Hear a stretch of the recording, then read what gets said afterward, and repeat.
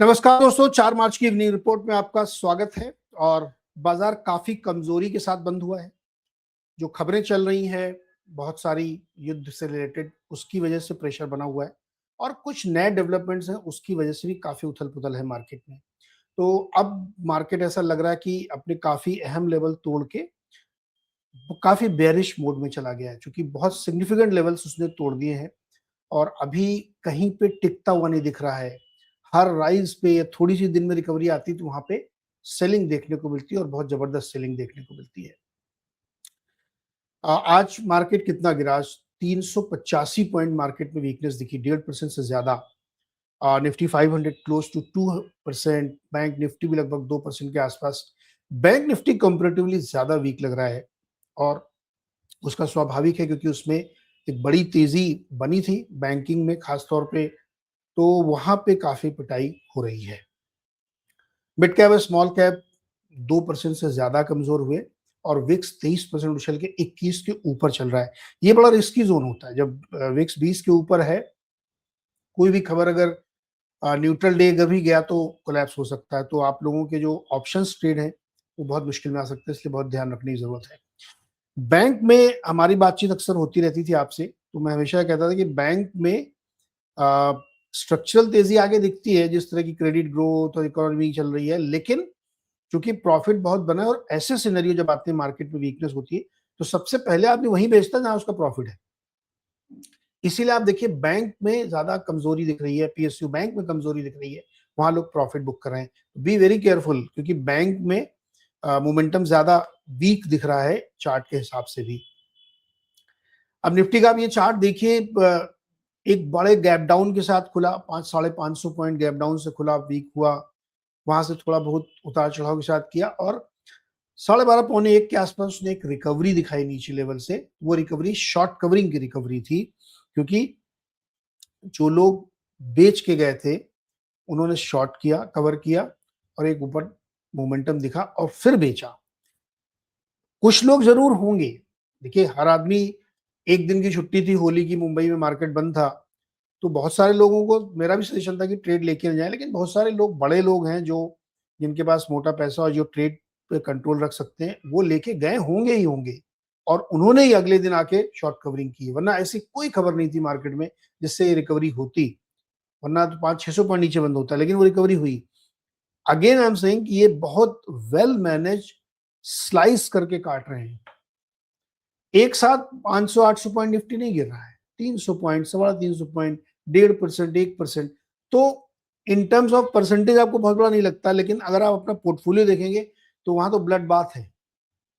मेरे ख्याल में मार्केट कैप के हिसाब से देखेंगे तो 5-6 लाख करोड़ रुपए उड़ गए होंगे निवेशकों के आज के दिन में खाली। तो ये जो आखिरी के ट्रेंड में देखिए फिर शॉर्ट करके गए हैं और वीकनेस के साफ संकेत दिख रहे हैं, चार्ट में भी दिख रहे हैं, फंडामेंटल दिख रहे हैं। आप एमएसईडी देखेंगे या रिलेटिव स्ट्रेंथ देखेंगे, सब आपको बेयरिश दिखेगा ट्रेंड। तो मार्केट में दम तो भाई नहीं है, न्यूट्रल टू बेयरिश मार्केट हो गया, क्योंकि जो जियो पॉलिटिकल सिचुएशन है वहां पे कोई इंप्रूवमेंट की गुंजाइश दिख नहीं रही है भाई। निफ्टी बैंक में आप देखिए 58,000 पे आ गया, अभी 60,000 से ऊपर ट्रेड करा था, लगातार गिरा। आज का दिन बैंक निफ्टी के लिए काफी वीकनेस वाला था। इवन मंडे को भी जब वो गिरा था तो इंडेक्स वाइज उतनी वीकनेस नहीं थी, अब लेकिन साफ दिख रहा है कि काफी बेयरिश मोड में है ये, और यहाँ और बड़ी गिरावट हो सकती है, क्योंकि यहाँ पे लोग प्रॉफिट बुक करेंगे।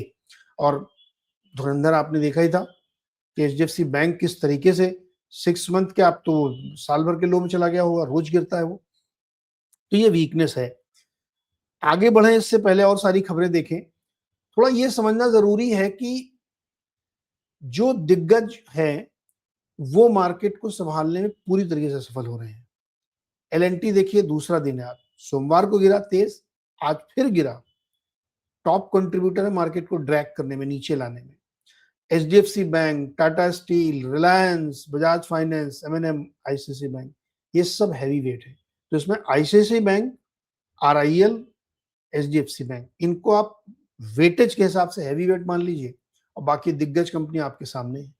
बचाने वाले जो खड़े थे उनमें से दम नहीं है किसी की जो बचा ले, केवल एक इन्फोसिस था जो थोड़ा बहुत कह सकते हैं कि वेट रखता है, हैवी वेट है, तो उसने थोड़ा सपोर्ट किया, लेकिन जहां 600 पॉइंट 500 पॉइंट की पिटाई हो रही, वहां पे 10-20-25 पॉइंट की रैली से कोई फर्क नहीं पड़ता और पूरी झड़ी लगी हुई है नीचे। मैंने तो इतना ही लिया क्योंकि जगह नहीं होती इसमें। तो आप सोचिए किस तरीके से क्रॉस द सेक्शन पिटाई हुई है, इसका अंदाजा आपको आगे दिखता है। अब ये देखिए एलएनटी का चार्ट कैसे ब्रेक हुआ है। ये मैंने एक हफ्ते का चार्ट लिया था जिससे कि आपको पूरा दिखे कि कैसे हुआ। तो 2 बार जो उसमें क्रैक हुआ है, ये पहला क्रैक था। ये गैप डाउन यहाँ पे खुला, यहाँ से थोड़ा-थोड़ा रिकवर हुआ और फिर पिटाई कर दी, फिर थोड़ा-सा रिकवर हुआ। तो शायद लोगों को लगा होगा होली के पहले मंडे को कि शायद समझ जाए, और ये देखिए आप बुधवार को क्या हुआ। एक कैंडल में पूरा तोड़ दिया उसको। उसके बाद अपने उस ओपनिंग को जो वहां पे था उसको बचाने की कोई कोशिश उसने नहीं की और दिन भर वो लोअर लेवल पे ट्रेड करता रहा। अब आप यहां से देखिए मंडे से और आज की क्लोजिंग, सॉलिड पिटाई एलएनटी की हुई। रीजन है उसका क्योंकि खाड़ी देशों में इनका बहुत बड़ा कारोबार है और पूरा खाड़ी इलाका मिडिल ईस्ट पूरा युद्ध में है। तो स्वाभाविक है कि इनको तगड़ा नुकसान हो सकता है। इस समय बिजनेसेस इम्पैक्टेड हो रहे हैं और अभी ये भी नहीं पता कि ये कब तक चलेगा। तो इसलिए एलएनटी पहला पहला जो एक्सीडेंट ऑफ द डे आप कहिए। दूसरा आप एचडीएफसी बैंक पे देखिए, ये मैंने काफी लंबा चार्ट लिया है। अब आप इसमें देखिए कहीं कोई आपको रियायत दिख रही है कि यहां से रिकवरी का मोड बनता हुआ दिख रहा? बिल्कुल नहीं। 868 रुपए, क्या सॉलिड पिटाई हुई इसकी। अब वो लोग कहां गए जो कह रहे थे रिबैलेंसिंग की वजह से गिर रहा था। मैं तो 6 महीने से देख रहा हूं यार कि इसमें डिलीवरी बेस्ड सेलिंग हुई है। लोगों ने सामने खड़े होकर माल बेचा है और लोगों ने, जिसने भी लिया, आई डोंट नो किसने लिया होगा, लेकिन किसी ने लिया है और सामने खड़े होकर के बड़े निवेशकों ने बेचा। अभी आप मार्च के बाद जब ये नंबर आएंगे शेयर होल्डिंग पैटर्न, तब आप देखिएगा एचडीएफसी बैंक में आपको मेजर चेंज दिखेगा क्योंकि इसमें बहुत बड़ी सेलिंग लगातार हुई है। रिलायंस इंडस्ट्रीज को भी देखिए, इसमें भी सेम पैटर्न है। ये वीक हो रहा था लगातार, लेकिन रूटीन की जो वॉलेटिलिटी थी, लेकिन आप एक क्रैक ये देखिए, फिर एक क्रैक ये देखिए और फिर एक क्रैक ये देखिए। लगातार तोड़ के रख दिया है। 1345 पे क्लोजिंग हुई है। बहुत ही अहम लेवल इसने भी तोड़ दिए हैं। आज इवनिंग साइड में, यानी जो गैप डाउन इसने पहले बनाया, वो डे लो को उसने दोबारा टेस्ट नहीं किया और उसके ऊपर जाने की कोशिश की, लेकिन ये 330 तक भी गया था। उसके नीचे जाने की कोशिश कर रहा था, लेकिन वहां से बाउंस लिया इसने और 345 की इसने क्लोजिंग दी। अगेन ये भी वीक पैटर्न में है। अब चूंकि क्रूड का, गैस का, इन्हीं सब का मसला चल रहा है, तो अब स्वाभाविक है कि उससे रिलेटेड सारे स्टॉक्स में तगड़ी गिरावट दिखेगी। तो ये 3 स्टॉक मैंने आपको इसलिए दिखाया, रिलायंस इंडस्ट्रीज, एलएनटी और एचडीएफसी बैंक, क्योंकि ये हैवी वेट है। इनका इंडेक्स में वेट बहुत है, उसकी वजह से ये गिरेंगे तो फिर इंडेक्स भी गिरेगा। आप ये कह सकते हैं कि इसमें जो आपको हल्की सी रिकवरी दिख रही है, इसमें जो थोड़ी सी रिकवरी दिख रही है और जो इसमें थोड़ी सी रिकवरी दिखी, इसकी वजह से निफ्टी 385 पॉइंट गिर के बंद हुआ, वरना वो 500 पॉइंट गिर के बंद होता क्योंकि वहां से कोई रिस्पाइट मिल नहीं रही थी। अब ये देखिए आप 45 स्टॉक नेगेटिव बंद हुए हैं, कोई कंट्रीब्यूशन कहीं नहीं था। 4 मैंने आपको दिखाए, थोड़ा बहुत हल्का सा कंट्रीब्यूशन किया, कोई फर्क नहीं पड़ा उससे। निफ्टी 500 देखिए, this is really very bad. 500 में से 440 स्टॉक नेगेटिव बंद हुए हैं। प्रॉफिट बुकिंग हुई है। सुबह किसी ने क्वेश्चन पूछा था एक कि निफ्टी नेक्स्ट 50 में क्या मैं निवेश करूं, क्या उसमें ईटीएफ वगैरह में। मैंने साफ मना किया था कि निफ्टी नेक्स्ट 50 पूरे मार्केट का वीकेस्ट, सबसे कमजोर कड़ी है, वो वही सबसे ज्यादा पिटाई हुई है और इसमें वो भी शामिल है। बैंक में देखिए आप, फिर 11 शेयर नेगेटिव बंद हुए, पॉजिटिव एक भी नहीं बंद हुआ और यही तस्वीर मंडे को भी थी। तो बैंक में बिल्कुल दम नहीं है। टोटल इंडेक्स आप देख लिए 1:3, यानी एक चढ़ने वाले के सामने 3 स्टॉक गिर रहे थे। तो एडवांस डिक्लाइन आपका बहुत ही खराब है। इसलिए पता लगता है कि पूरे मार्केट का रुझान क्या है। तो पूरे रुझान का टोन दिख रहा है कि लोग बेच रहे हैं, सिर्फ जिसको जहां थोड़ा बहुत प्रॉफिट मिल रहा है वो बेच रहा है। तो ये जो एडवांस डिक्लाइन का नंबर जो बिग पिक्चर मार्केट ही दिखाता है वो बहुत कमजोर है। निफ्टी 500 जो एक बड़ी पिक्चर दिखाता है, जिसके यूनिवर्स में ही म्यूचुअल फंड वगैरह खेलते हैं, वो कमजोर दिख रहा है। तो मार्केट का टोन बेरिश हो गया। एक सेक्टर आईटी 0.1% ग्रीन वन हुआ, 0.1%, वो भी शायद निफ्टी की वजह से, इन्फोसिस की वजह से, अदरवाइज ये भी रेट था। सारे सेक्टर आप देखिए लाल में। मेटल 4%, पीएसयू बैंक 3.25% और मंडे को गिरा था 1.8%। मैंने आपको वार्न किया था कि निफ्टी पीएसयू बैंक गिरेगा, क्योंकि वहां लोगों ने प्रॉफिट बनाया है। सितंबर 2025 से प्रॉफिट चल रहा है और अब तक चलता रहा है, इस घटना से पहले तक। अब वहां पे लोग प्रॉफिट बुक करें। आज गिरावट बड़ी थी, 3.25% फॉल हुआ है। Real estate, auto, energy, financial services और नीचे पूरे सारे स्टॉक हैं। इसमें दो सेक्टर मुझे सबसे कमजोर लगते हैं, बैंक वाला और ऑटो, क्योंकि यहां पे लोगों का पैसा बना है। तो ये काफी वीक सेक्टर है ऐसे बाजार में। मतलब इन जनरल जब इस तरह की परिस्थिति बनती है तो जो सेक्टर परफॉर्मर रहता है पहले नजर लोगों की उसी पे जाती है। तो ये दो सेक्टर परफॉर्मर थे, यहां वीकनेस के साफ संकेत दिख रहे हैं। आईटी तो बेचारा मरा पिटा सेक्टर है, तो वहां पे नंगा नहाएगा क्या निचोड़ेगा क्या वाली बात है। उसको क्या गिराओगे क्या चढ़ाओगे तो उसका तो कोई फर्क ही नहीं पड़ता। अगेन देखिए फाइनेंशियल सर्विसेज 2% कमजोर है, और बड़ा इंडेक्स हो गया जिसमें और सारी कंपनियां आ गई बैंकिंग फाइनेंशियल से रिलेटेड। तो काफी वीकनेस थी अक्रॉस द सेक्टर, सेलिंग थी, डिलीवरी बेस्ड सेलिंग थी। अब आप देखिए एफआईआईज ने 8700 करोड़ की सेलिंग की है डिलीवरी बेस्ड। ये डिलीवरी सेलिंग है इक्विटी में, ये एफएनओ का डेटा नहीं है। मार्च महीने के अभी सिर्फ 2 दिन हुए हैं, 12,000 करोड़ की सेलिंग हो चुकी है एफआईआई की। 12,000 करोड़ 2 दिन में, 2 ही दिन मार्च में भी ट्रेडिंग के हुए हैं। डीआईएस ने पूरा दम लगाया, 20,000 करोड़ की खरीदारी की है, लेकिन सामने खड़े होकर के 12,000 करोड़ की सेलिंग की है 2 दिन में। परसों यानी 1 तारीख को 3,500 करोड़ की और आज 8,700 करोड़ की। बड़ी फॉल है, ये काफी बड़ी बिकवाली है। क्या हो सकता है आगे जाते हुए, ये इस प्लेट से भी आपको दिखेगा। अदर एसेट क्लास क्या बिहेव कर रहे हैं। गोल्ड 5200 के आसपास कंसोलिडेट कर रहा है, सिल्वर 85-90 के आसपास कंसोलिडेट कर रहा है, आज बढ़ के बंद हुए। ब्रेंट क्रूड 82 से 90, इवन 95 भी उसने एक बार टच किया, लेकिन अभी 90 मान लो आप कि मोटे तौर पे 85 से 90, 80 से 90 के बीच में हॉवर कर रहा है। क्रूड को लेकर के वॉलेटिलिटी इसलिए बहुत ज्यादा है क्योंकि जो भी खबर आ रही है वॉर से रिलेटेड, वो सबसे पहले क्रूड को इंपैक्ट कर रही है। अब एक खबर आज दिन में चल रही थी, आपने भी सुनी होगी, जिसकी वजह से रिकवरी आई, और शाम को खबर आई कि न्यूयॉर्क टाइम्स ने खबर छापी है।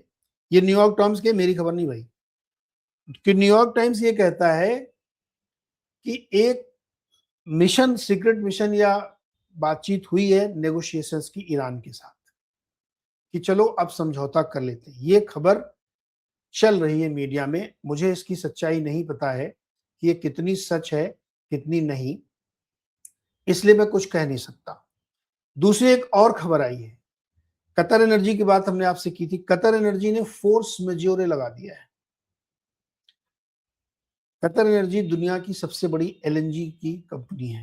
एलएनजी गैस जो होती है कतर से है, सारे लोग उसके लेते हैं। आपने देखा होगा गुजरात गैस ने अपने सारे क्लाइंट को वार्निंग दे दी है, सप्लाई कम कर दी है, सबकी सप्लाई कट हो गई है, इस पे बाकायदा रिपोर्ट छप चुकी है। फोर्स मेजोरे का मतलब ये होता है कि जो भी आपके कॉन्ट्रैक्ट होंगे कतर एनर्जी के साथ, क्लाइंट जो भी उनके क्लाइंट होंगे, मान लीजिए पेट्रोनेट एलएनजी, गेल, या नाम के लिए, मतलब मुझे नहीं पता ये पेट्रोनेट एलएनजी था लेकिन गेल का शायद नहीं होगा, जो भी इनके क्लाइंट हैं उनको जो भी नुकसान हुआ होगा उसके लिए जिम्मेदार कतर एनर्जी नहीं है। एक्ट ऑफ गॉड मान लिया जाता है, यानी unforeseen situation. Act of God, covid time में भी बहुत सारी कंपनी ने फोर्स मेजोर कर दिया था, एक्ट ऑफ गॉड मान लिया गया था। यानी एक ऐसी परिस्थिति जो अचानक से होती है, किसी का उसमें कंट्रोल नहीं होता, किसी को पता नहीं होता, उसको बोलते हैं फोर्स मेजोर। तो कोविड टाइम में फोर्स मेजोर लगा था क्योंकि अचानक से कोविड आ गया था। और अब ये अचानक से युद्ध हो गया और कतर को अंदाजा नहीं था कि हमारे यहाँ ये होने लगेगा, तो उन्होंने फोर्स मेजर लॉन्च कर दिया है। तो उन्होंने क्या बोला है, announcement by Qatar Energy to stop production of liquefied natural gas means LNG and associated products. Qatar Energy has declared force majeure to its affected buyers. यानी जो उसके बायर्स हैं उसमें उसने फोर्स मेजोरे कर दिया है। Qatar Energy values its relationship with all its stakeholders and will continue to communicate the latest available information. लेकिन फोर्स मेजोरे लग गया है, यानी इसकी वजह से जो नुकसान जिसको भी हो रहा होगा उसकी जिम्मेदारी कतर एनर्जी की नहीं है। पहली समस्या। दूसरी समस्या जो न्यूयॉर्क टाइम्स की खबर की बात मैं कर रहा हूं, वो न्यूयॉर्क टाइम्स की खबर में ये कहा गया है कि एक बहुत सीक्रेटिव मिशन के तहत बातचीत हो रही है और शायद डील हो जाए या कुछ ऐसी बातचीत हो जाए, ये कहा जा रहा है। That is a news, I don't know कि कितनी सही है। यहां तक उसमें कह दिया गया है कि ऐसे समझौते हो सकते हैं कि ईरान अपने यहाँ के बहुत सारे जो रिएक्टर वगैरह है उनकी जानकारी दे देगा, वो बंद कर देगा, और यूएस जो है उसको काफी रियायतें देगा। फिर ये कहा जा रहा है कि यूएस वेनेजुएला वाला मॉडल वहां पे लगाना चाहता है। ये इस तरह की तमाम खबरें छप रही हैं मीडिया में। इनकी सच्चाई ना मुझे मालूम है, ना मैं गारंटी दे रहा हूं, मैं सिर्फ आपको इन्फॉर्म कर रहा हूं कि ऐसी ऐसी खबरें चल रही हैं। तो जब भी ऐसी खबरें चलती हैं तो सबसे पहला इंपैक्ट आता है क्रूड ऑयल पे। इसीलिए आप क्रूड ऑयल देखिए अब $82-83 पे ट्रेड कर रहा है। अब कल तक पता लगा कुछ और हो गया तो फिर भाग जाएगा। तो इसलिए मार्केट में इस समय जो तरह तरह की खबरें चल रही ना, उस पर बहुत ज्यादा बिलीव करने की जरूरत नहीं है कि ऐसी खबर चल रही है कि बातचीत हो जाएगी, वो अपने बैलिस्टिक मिसाइल और न्यूक्लियर प्रोग्राम को कर्टेल कर देगा। प्रॉक्सी ग्रुप जो यानी जो तमाम हम ये अपने यमन वाले हुती और हमास इन सबको जो सपोर्ट करता वो नहीं करेगा, और यूएस वेनेजुएला मॉडल के तहत बातचीत करके कर सकता है। अब ये सब बातें जो छपती चलती रहती हैं तो इसकी वजह से इम्पैक्ट आता है, लेकिन इनकी सच्चाई का कोई दावा कोई नहीं कर रहा, मैं भी नहीं कर रहा हूं। मैं खाली आपको इन्फॉर्म करूं, जस्ट FYI, क्योंकि आप भी पढ़ रहे होंगे, कोई जरूरी नहीं कि मैं ही बता रहा हूं। आप ट्विटर पे जाएंगे या गूगल करेंगे तो आपको ये सब खबरें चलती हुई दिखेगी। तो इसका इम्पैक्ट क्रूड पे आ रहा है। सो सिचुएशन क्या है, देखिए सिचुएशन ये है, अपना मार्केट बहुत वीक है, अलग अलग सेक्टर्स वीक हैं, बहुत सारे अहम लेवल तोड़ चुका है निफ्टी। इसलिए ये मान लेना कि अब यहाँ से बहुत बड़ी कोई रैली हो जाएगी अभी फिलहाल नहीं लगती है। लेकिन एक सिनेरियो आप हमेशा याद रखिएगा, ये मैं बिल्कुल अंडरलाइन करके आपको बता रहा हूं।